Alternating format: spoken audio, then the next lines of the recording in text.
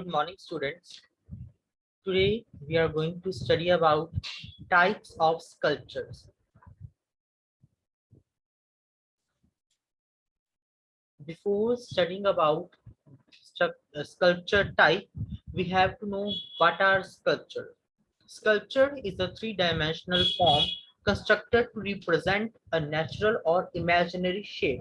Sculptures ऐसे three dimensional statues या ऐसी कुछ कंस्ट्रक्शंस होती हैं जिन्हें बनाया जाता है किसी ना किसी इमेजिनरी शेप या किसी नेचुरल शेप को रिप्रेजेंट करने के लिए.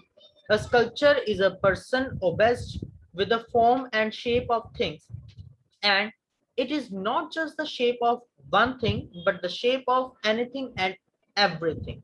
Sculpture जरूरी नहीं है किसी इंसान का बने, जरूरी नहीं है किसी एनिमल का बने. Sculpture can be of any kind, किसी भी तरीके का किसी भी चीज का स्कल्पचर बनाया जा सकता है. ठीक है जी. तो अभी हम बढ़ते हैं स्कल्पचर्स की टाइप की ओर. तो सबसे पहली टाइप हमारे पास आती है स्कल्पचर की, रिलीफ स्कल्पचर. रिलीफ स्कल्पचर अभी नाम के अकॉर्डिंग थोड़ा सा समझने की कोशिश करेंगे हम. रिलीफ स्कल्पचर मतलब जो के दीवार से थोड़ा सा उसे रिलीफ मिला होता है. The relief sculpture protrudes out of a flat surface and its projection into three-dimensional space is relatively shallow.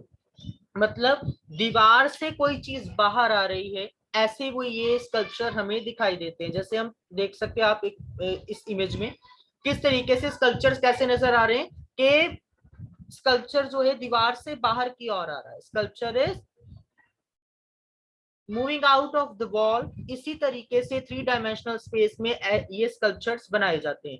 In sculpture की जो बैक है वो नजर नहीं आती क्योंकि वो दीवार के अंदर वाली साइड को इस तरीके से बनाया जाता है कि इसकी बैक जो है वो दीवार के अंदर वाली साइड पे, और इसका जो फ्रंट व्यू है सिर्फ वही हमें देखने को मिलता है. तो हम सिर्फ और सिर्फ हम रिलीफ स्कल्पचर में जो हमारा स्कल्पचर है उसका सिर्फ फ्रंट व्यू ही देख सकते हैं.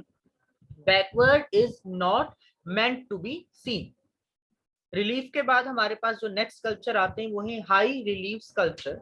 हाई रिलीफ स्कल्पचर्स या high relief figures are those sculptures that are dramatically raised from the background. मतलब रिलीफ से अलग है. हाई रिलीफ मतलब जिन्हें बैकग्राउंड से ज्यादा रिलीफ मिला हो, मतलब जो बैकग्राउंड से ज्यादा बाहर की ओर.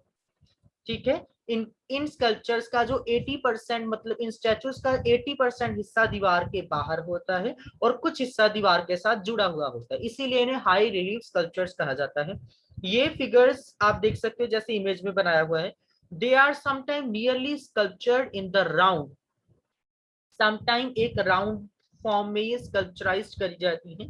ठीक है. आप ये बेसिकली ऐसे स्कल्पचर जो हैं किसी ना किसी तरीके की किसी ना किसी इंसिडेंट को किसी ना किसी हिस्ट्री को बयान करते हैं, एक्सप्लेन करते हैं. तो high relief sculptures are the sculpture which are dramatically raised from the background. जबकि सिर्फ रिलीफ स्कल्पचर्स वो थे जो कि उसकी जो फ्लैट बैकग्राउंड है उससे थोड़ा सा बाहर की ओर आ रहे हैं, मतलब 50% inside the wall and 50% outside the wall. But high relief 80% outside the wall and the 20% of it is inside the wall. After high relief we have bas relief structures. Bas relief structure वो होते हैं जिनका 20% हिस्सा ही सिर्फ दीवार से बाहर नजर आता है, उन्हें बेस रिलीफ स्ट्रक्चर्स कहा जाता है. Also refer to as low relief. इन्हें इनका सेकेंड नाम है लो रिलीफ क्योंकि इन्हें प्रॉपरली रिलीव्ड नहीं होते. ये थोड़े से बाहर की ओर होते हैं दीवार से लेकिन प्रॉपरली रिलीव्ड नहीं होते, जैसे आप इमेज में देख सकते हो. Characterised by the figure that are only slightly raised from the surface of the background. Background के सरफेस से बिल्कुल थोड़े से ही रेज्ड अप होते हैं. उन स्कल्पचर्स को हम बेस रिलीफ स्कल्पचर्स में काउंट करते हैं. ये बेस रिलीफ स्कल्पचर ज्यादातर आपको इजिप्शियन जो आर्ट एंड आर्किटेक्चर है वहां पर देखने को मिल सकते हैं, क्योंकि base relief most of the time Egyptian Tibetan जो है मिस्र के जो जितने भी हमारे आर्किटेक्चर है उसमें बेस रिलीफ आर्किटेक्चर ज्यादा यूज किया जाता है. आफ्टर बेस रिलीफ आर्किटेक्चर या after base relief sculpture we have sunken relief sculpture. sunken मतलब आप कह सकते हो जो सिंक हुए हो, जो अपनी बैकग्राउंड के अंदर की ओर सिंक मतलब डूबे हुए हों, उन्हें कहा जाता है sunken relief. These are also known as incised or intaglio relief. Relief that is created by having an image carved down below the surface of the sculpture. जो फ्लैट सरफेस है उससे डाउन बिलो जो sculptures curve किए गए हैं, बनाए गए हैं, उन्हें सनकेन रिलीफ कहा जाता है. सनकेन रिलीफ को आप याद करने का सबसे सिंपल वे है जो सिंक इन होते हैं, जो रिलीफ स्कल्पचर सिंक इन मतलब बैकग्राउंड के अंदर की ओर डूबे होते हैं, अंदर की ओर कार्व किए होते हैं, उन्हें कहा जाता है सनकेन रिलीफ. आप इमेज में अच्छे से देख सकते हो कि सनकेन रिलीफ में जो बैकग्राउंड है, जो बेस है, वो बाहर की ओर है, लेकिन जो इमेज है, जो स्कल्पचर बना हुआ है, वो दीवार के अंदर की ओर बना हुआ है. After sunken relief we have carving. Carving is unique और बहुत ही ज्यादा फेमस स्कल्पचर टाइप है in India, especially in Mughal architecture. If we talk carving जो है, याद रखने वाली चीज है, कार्विंग ज्यादातर वुड्स पे करी जाती है. ठीक है, तो क्योंकि वुड कार्विंग इज एक तो इंपॉर्टेंट है और दूसरा बहुत फेमस है. Carving is a process of creating a sculpture by cutting, chipping away from और otherwise removing material from a solid mass. Usually क्या है, कार्विंग कैसे करते हैं, कुछ टूल्स होते हैं कार्विंग के लिए, स्पेशल टूल्स, जिनकी हेल्प से एक बड़े से सरफेस में, एक बड़े से स्टोन पे कुछ पार्ट रिमूव कर करके एक स्कल्पचर रेडी किया जाता है. आफ्टर दैट हमारे पास देखिए कार्विंग का थोड़ा और एक्सप्लेन किया है. Because material is taken away from the mass, carving is known as subtractive process. ठीक है, बिकॉज अभी देखिए इसमें क्या कहा गया है कि material is taken away from the मास, क्योंकि मटेरियल को मास से अलग किया जा रहा है, इसीलिए इस प्रोसेस को सब्सट्रैक्टिव प्रोसेस कह रहे हैं, क्योंकि कोई चीज कम हो रही है. हमारे पास जो टोटल मटेरियल था उसमें से कोई चीज कम हो रही है, सब्सट्रैक्ट हो रही है, इसीलिए इस प्रोसेस को सब्सट्रैक्टिव प्रोसेस भी कहा जाता है. The most common material used in carving structure are stones and wood. ठीक है, स्टोन एंड वुड जो है वो ज्यादा यूज करे जाते हैं इन कार्विंग प्रोसेस. उसके अलावा अगर हम बात करें कार्विंग में टूल्स कौन कौन से यूज होते हैं, जो टूल्स कार्विंग में यूज किए जाते हैं उन्हें चिजल्स कहा जाता है. चिजल्स आप देख सकते हो इमेज में अलग अलग साइज के होते हैं, जैसे एक पेंटर के अलग अलग ब्रश होते हैं, 0 number, 1 number, 2 number, 3, 4, 5 up to 6, वैसे ही चिजल्स जो होते हैं वो भी अकॉर्डिंग टू द शेप उनके अलग अलग नंबर होते हैं, starting from the 0 number till the more than 6 numbers. ठीक है जी, तो chisels are used for carving. सी से कार्विंग, सी से चिजल्स. उसके बाद हमारे पास आ जाता है जी next form of sculpture, that is full round और free standing sculpture. Full round sculpture that exists in the three-dimensional space. To see all parts of the work, you need to walk around it. इन्हें full round क्यों कहते हैं, क्योंकि ये freely stand sculptures होते हैं. इन्हें free stand sculptures भी कहा जाता है क्योंकि दीवार से जुड़े हुए नहीं है. ठीक है, जैसे एक इंसान नॉर्मली 3 डायमेंशनल स्पेस में खड़ा होता है, एक स्पेस ऑक्यूपाई करता है, वैसे ये स्कल्पचर भी इंसानों की तरह नॉर्मली खड़े होते हैं, किसी का सहारा नहीं होता इन्हें. उसके अलावा इस स्कल्पचर को अच्छे से रेलिश करने के लिए, एंजॉय करने के लिए आपको एक राउंड लगाना पड़ेगा पूरे का पूरा, तब आप इस स्कल्पचर को देख सकते हैं. इसीलिए इसे फुल राउंड स्कल्पचर कहा जाता है, बिकॉज हमें एक राउंड कंप्लीट करना पड़ता है स्कल्पचर को एंजॉय करने के लिए, स्कल्पचर की ब्यूटी को रेलिश करने के लिए. उसके बाद देखिए, it inhabits 3 dimensional space in the same way that living things do. Sculpture in the round can't be appreciated from only a single viewpoint. In sculpture को एक व्यू पॉइंट से हम नहीं जज कर सकते, क्योंकि अगर रिलीफ की बात करें, base relief, high relief, carving, जितने भी हमने पहले पढ़े हैं उन सारों में हम एक एंगल से देखेंगे तभी हमें वो स्कल्पचर समझ आएगा या नजर आएगा। लेकिन अगर हम राउंड, जो फुल राउंड है या फ्री स्टैंड की बात करें, तो इन्हें अगर हम हर एंगल से देखेंगे तभी हमें समझ आएगा कि एक्चुअली स्कल्पचर कितना खूबसूरत है, किस तरीके से उसे मेंटेन किया गया और कैसा उसका प्रॉपर बनावट है। नेक्स्ट आता है मॉडलिंग।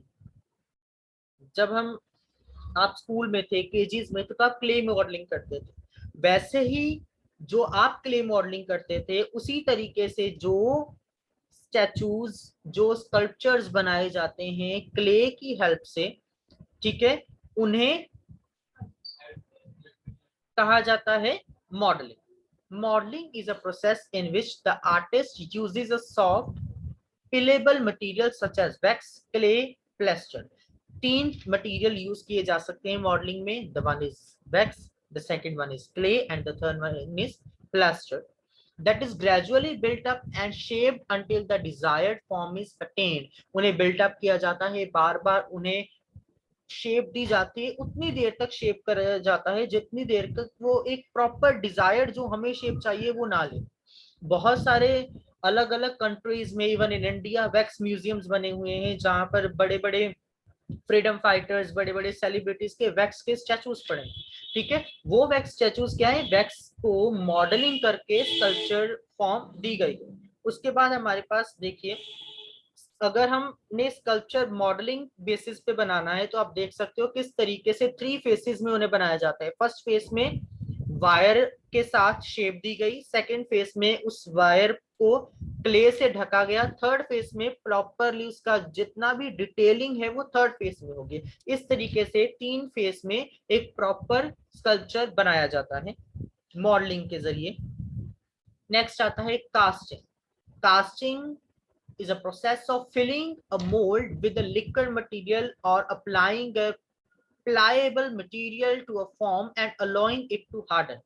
आप सोशल मीडिया पे भी देखते हो, ठीक है, आजकल बहुत वीडियोस चलती हैं जिसमें वो क्या करते हैं, एक ऐसा मटेरियल यूज करते हैं जो कि बहुत जल्दी सॉलिडिफाई हो जाता है, ठीक है। उसके बाद उसमें वो सीमेंट या कुछ ऐसा मटेरियल ऐड कर देते हैं उसमें एक शेप बनाने के बाद, जिससे क्या है वो एक प्रॉपरली शेप हमारे पास कास्ट होके निकल आती है। कास्टिंग इज अ फॉर्म कि हम किसी मोल्ड में कोई मटेरियल ऐड कर रहे हैं जिससे हमारा sculpture as it is ready होके निकल जाता है। It is the easiest form of creating sculptures. Casting के बाद आता है armature. Armature is a specified form जिसमें जितने भी हमारे स्कल्पचर्स हैं उनको बेसिकली डिफरेंट मटेरियल से, आप देख सकते हो इमेज में किस तरीके से इन स्कल्पचर्स को बनाया गया है, ठीक है जी। तो ये स्कल्पचर यूजुअली बड़े अच्छे तरीके से मेंटेन अप किए जाते हैं। उसके बाद आते हैं इंस्टॉलेशन या साइट स्पेसिफिक। वो स्कल्पचर्स या कुछ ऐसी साइट्स, पूरी की पूरी साइट को उन्होंने स्कल्पचर में कन्वर्ट कर दिया, उन्हें साइट स्पेसिफिक स्कल्पचर या इंस्टॉलेशन स्कल्पचर्स कहा जाता है। जैसे आप इमेज में देख सकते हो पूरी की पूरी साइट को ही स्कल्पचर में कन्वर्ट कर दिया। Sculpture artwork that transform an entire space into a work of art is constructed using material found on the site or is reliant on its location for meaning, जैसे rock garden इन चंडीगढ़, ठीक है। उसके बाद देख सकते हो किस तरीके से एक गार्डन को उन्होंने पूरे का पूरा स्कल्पचराइज कर दिया है, ठीक है।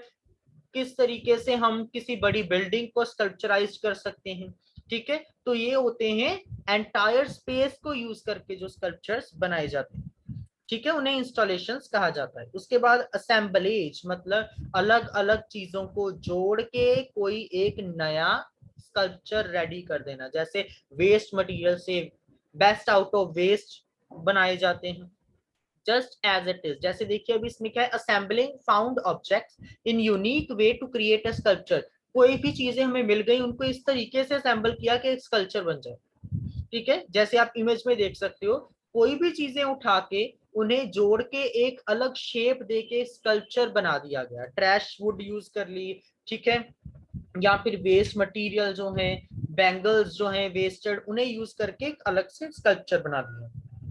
इसकी भी एग्जांपल रॉक गार्डन ले सकते हो। रॉक गार्डन में अलग अलग मटेरियल को जोड़ के अलग अलग मूर्तियां, अलग अलग स्कल्पचर्स बनाए गए हैं। उसके बाद है कंस्ट्रक्शन। कंस्ट्रक्शन में भी सेम एज इंस्टॉलेशन, बड़े बड़े स्कल्पचर्स को कंस्ट्रक्ट किया जाता है, बहुत ही बारीकी से, बड़े ही ध्यान से इन स्कल्पचर को बनाया जाता है। It is a additive process. अभी देखिए, सी से कंस्ट्रक्शन है, सी से कार्विंग है। Carving is a subtractive process, construction is a additive process. दोनों को समझना बहुत जरूरी है। कार्विंग में हम एक बड़े स्टोन को सब्ट्रैक्ट करते जा रहे हैं, उसमें से मटेरियल निकालते जा रहे हैं, तो हमारे पास कार्व एक स्कल्पचर रेडी हो जाता है। कंस्ट्रक्शंस में हम छोटी छोटी चीजों को लाके जोड़ रहे हैं ताकि बड़ा सा स्कल्पचर रेडी किया जा सके। Additive process where existing material are attached together in some fashion to create a sculpture. This method of production can be used to describe the use of number of different materials and processes, including but not limited to weaving, welding, woodworking, blacksmithing और assemblage. सिर्फ ये चीजें नहीं आएंगी, सिर्फ weaving, welding, wood working, blacksmithing और assemblage नहीं होगी, और भी बहुत सारे प्रोसेस होंगे, बहुत डिटेलिंग करी जाएगी, तब जाके हमारा एक कंस्ट्रक्टिव स्कल्पचर रेडी होता है। आफ्टर दैट नॉन ऑब्जेक्ट या एब्स्ट्रैक्ट, मतलब किसी पर्टिकुलर एंगल से देखेंगे तभी स्कल्पचर समझ आएगा, वरना स्कल्पचर समझ नहीं आएगा। मतलब जिन्हें मॉडर्न आर्ट भी कहा जाता है, जिसे समझने के लिए बहुत ही हाई हमारे पास आर्टिस्टिक माइंड होना चाहिए, तभी एब्स्ट्रैक्ट को समझ सकते हैं। Art that is a simplified form something in reality, art that has no recognisable subject matter, it is based on the art elements and principle only. चीजों को असेंबल करके कुछ भी बना दिया, anything, that is called abstract art. और non objective, non objective मतलब object actual में नहीं है, जो हमारा इमेजिनरी फिगर है उसी को हमने जोड़ के बना दिया है sculpture. Next is representational art, मतलब हूबहू किसी इंसान को देख के जो आर्ट बनाई जाती है उसे कहा जाता है रिप्रेजेंटेशनल आर्ट, जो किसी पर्टिकुलर पर्सन को, किसी पर्टिकुलर एनिमल को रिजेंबल करे, रिप्रेजेंट करे। Art that has recognisable subject matter and is based on reality. Non objective and representational में यही फर्क है। रिप्रेजेंटेशनल रियलिटी में जो चीजें हैं उनको रिकॉग्नाइजेशन के लिए बनाया गया है, सब्जेक्ट मैटर होता है। लेकिन अगर हम नॉन ऑब्जेक्टिव की बात करें तो कोई रियलिटी में चीज नहीं है, हमने सिर्फ अपने इमेजिनरी फिगर से उसे क्रिएट किया। After that kinetic sculptures. Kinetic sculpture contain moving parts and can be set in motion by air current or a motor. वो स्कल्पचर जिनमें कुछ ना कुछ मूविंग पार्ट अवेलेबल हो उन्हें कहा जाता है काइनेटिक स्कल्पचर। ठीक है, एक बड़ा सा स्कल्पचर है जिसमें कोई ना कोई पार्ट जो है वो मूविंग फॉर्म में बनाया गया है, उसे कहा जाएगा कंस्ट्रक्टिव स्कल्पचर या काइनेटिक स्कल्पचर। उसके बाद नेक्स्ट हमारे पास आ जाते हैं the last form of sculpture, post modern. Post modern art is a body of art movements that sought to contradict some aspect of modernism or some aspect that emerged or developed in its aftermath. Modern art मतलब actual art का mixture with some other things, ठीक है जी, उसे कहा जाता है post modern art, post modern sculpture. ठीक है जी, तो ये है हमारी स्कल्पचर्स की कुछ टाइप, जिनको ध्यान से पढ़ने पे आपको पता चल जाएगा कि हमारे not only in India but in world कितने अलग अलग तरीके के स्कल्पचर्स पाए जाते हैं। तो ये करीबन करीब 21 फॉर्म्स ऑफ इंडियन स्कल्पचर्स हैं। ठीक है जी, इनको जब आपने एज अ क्वेश्चन अटेम्प्ट करना है तो सबसे पहले इंट्रोडक्शन ऑफ स्कल्पचर लिखोगे, उसके बाद आप टाइप्स स्कल्पचर की इन ब्रीफ एक्सप्लेन कर दोगे, क्योंकि टाइप्स ज्यादा है इसलिए आपको इन ब्रीफ एक्सप्लेन करना पड़ेगा। ठीक है, तो ये लेक्चर यहीं तक था।